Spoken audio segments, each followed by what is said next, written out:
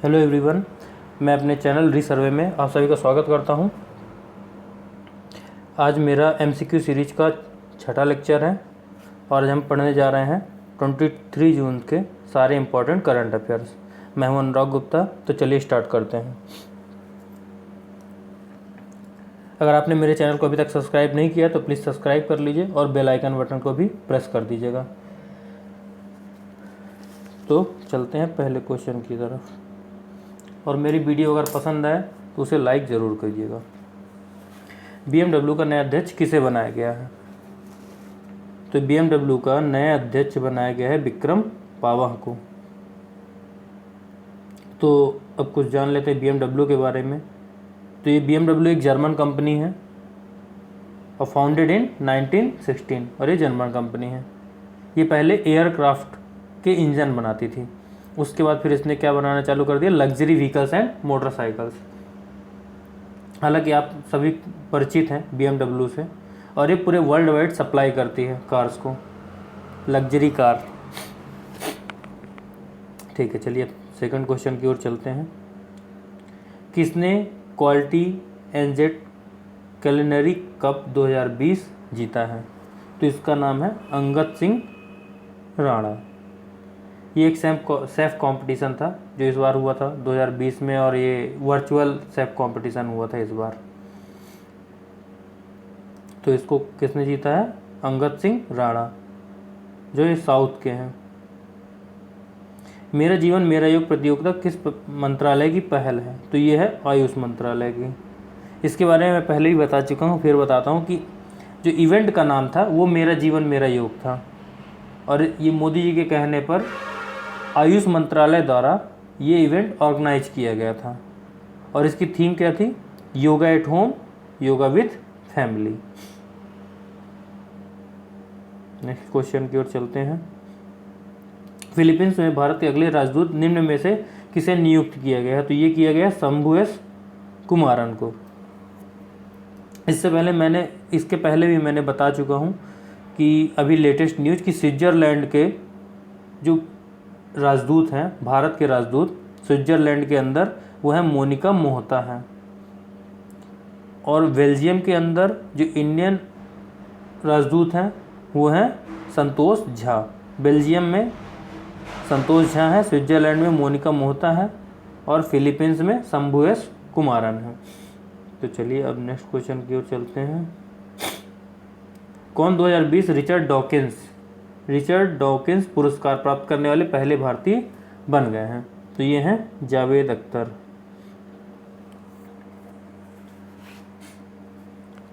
तो ये जान लेते हैं।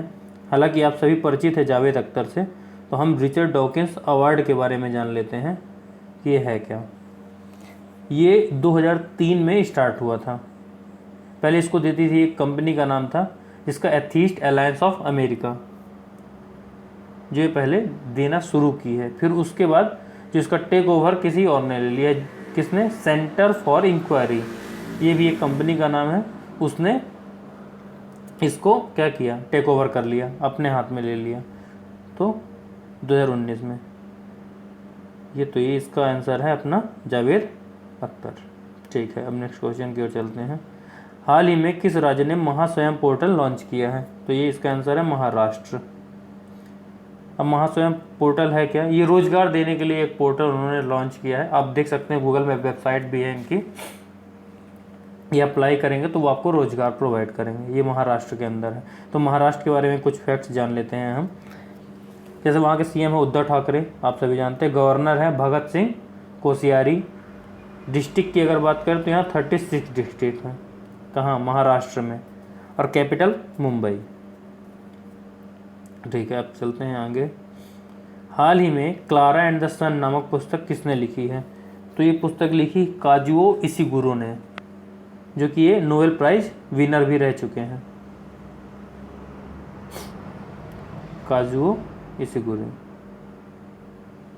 हाल ही में जर्मनी ने जनता को कोरोना वायरस से बचने के लिए कौन सा ऐप लॉन्च किया? तो ये कोरोना वार्न ऐप है।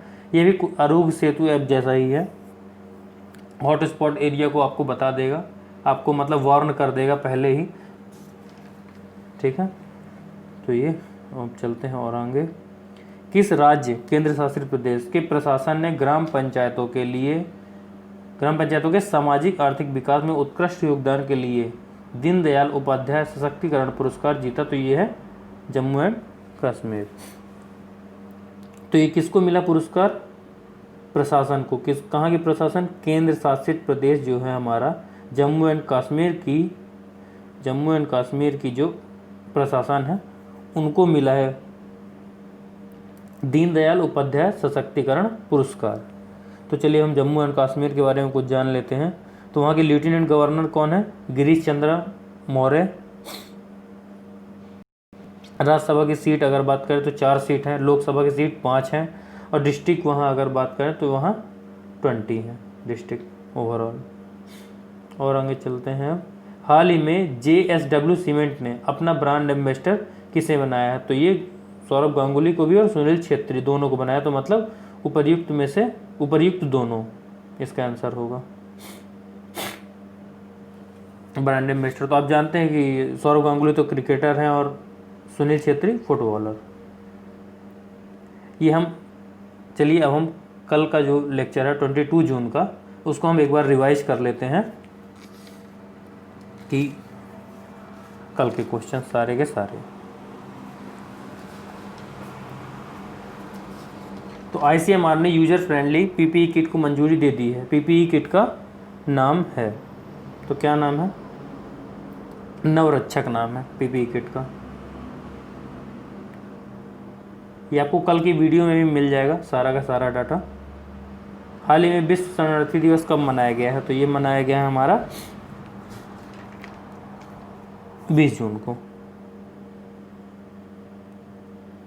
हाल ही में NIPFP के अध्यक्ष के रूप में किसे चुना गया है? तो ये उर्जित पटेल को चुना गया है। और NIPFP का फुल फॉर्म क्या होता है? National institute of public finance and policy.